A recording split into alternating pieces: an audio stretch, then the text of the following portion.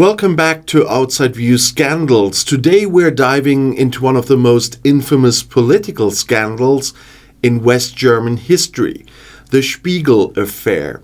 A story about press freedom, government overreach, and how trying to censor a magazine can backfire spectacularly. You know, the kind of scandal where the government tries to keep something quiet, but instead they just end up shouting it from the rooftops. The irony. So let's rewind to 1962. Germany was still adjusting to its post-war democracy, and things weren't exactly smooth sailing. There was a lot of tension, internally, externally, and, well, politically. At the heart of this whole mess is Der Spiegel, that's Germany's leading news magazine.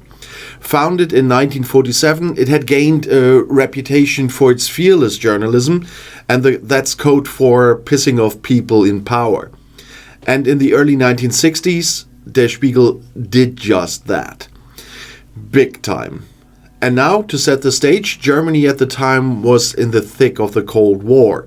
Everyone was on edge, and West Germany's defense policies, particularly its relationship with NATO, were hot topics. Cue Franz Josef Strauß. Yeah, that Strauß. He was the Minister of Defense, and let's just say he had a very thin skin when it came to criticism, especially from Der Spiegel. In October 1962, Der Spiegel published an article titled Bedingt abwehrbereit, or Partially Ready for Defense. It was critical of the German military's preparedness and essentially questioned whether West Germany could defend itself in the event of a Soviet attack. A touchy subject, no doubt. But what happened next? Well, the German government, led by Chancellor Konrad Adenauer, decided they didn't like being questioned. I mean, why would politicians want accountability, right? Strauß and Adenauer were furious. They saw the article as a direct attack on national security. So what do? They don't write an angry letter to the editor. No. Instead, they sent the police.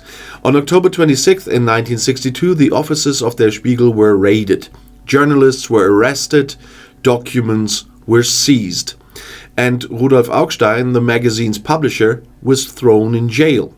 Because apparently in West Germany, questioning the government meant you were a traitor. Who knew? Now, here's where things get really interesting. The government accused Der Spiegel of treason. Yeah, treason. And for publishing an article that basically said, hey, maybe we're not as ready for war as we think. But let's be real. Was this really about national security, or was it about silencing a loud, pesky voice?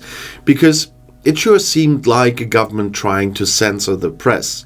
And, spoiler alert, that never ends well. The public reaction? Outrage. Massive protests erupted across the country. People took to the streets demanding freedom of the press. And in a delightful twist, instead of silencing criticism, the government's actions made Der Spiegel even more popular. Talk about a backfire. Now, let's not forget Franz Josef Strauß in all of this. Our dear former Minister of Defense. As the scandal unfolded, it became clear that Strauß had played a central role in ordering the raid on Der Spiegel. He denied it at first, of course. Politicians never seem to learn, do they? But what happened when the truth came out? Oh boy, that wasn't pretty. Strauß was forced to resign in disgrace, but don't worry, he made a comeback later because apparently in politics, getting caught is just a temporary setback. And what about Rudolf Augstein? Well, he spent 103 days in jail, but in the end, he became a symbol of press freedom in Germany. Der Spiegel didn't just survive the affair, it seriously thrived.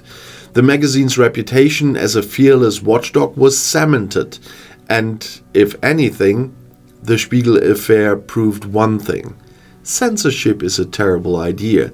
The more you try to silence journalists, the louder they get. By 1963, the scandal had rocked the government to its core. Chancellor Adenauer's coalition began to crumble. His political career would never fully recover. And all because they tried to shut down a magazine. Funny how that works, to be honest. So, what's the legacy of the Spiegel Affair?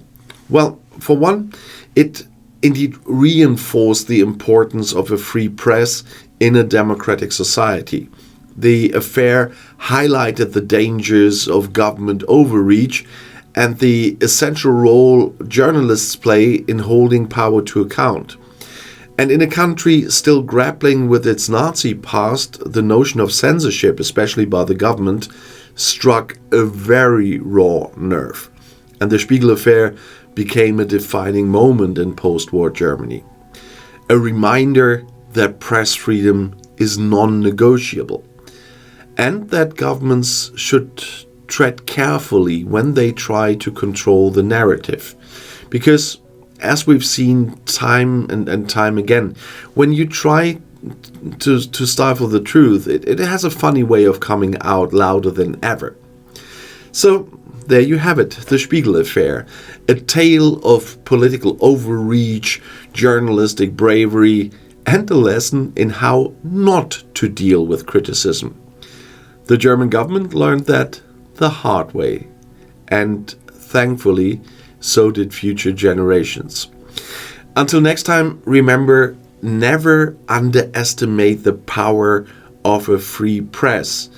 And don't mess with journalists. They've got a way of turning even the most powerful governments into punchlines. See you next time, and the next video is right here in the end screen.